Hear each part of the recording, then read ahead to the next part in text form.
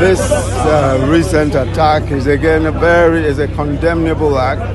It is very sad and very unfortunate that the lives and livelihoods of Nigerians living in South Africa is once again being destroyed with such wantonness and with such carelessness and recklessness. It's very, very sad indeed. And again, I think it's unfortunate. Nigeria has invested a great deal, not only in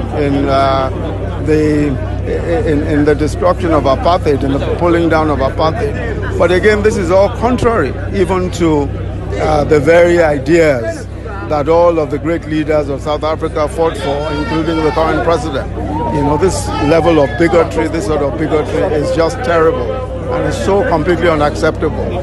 I believe that Mr. President has already spoken about this.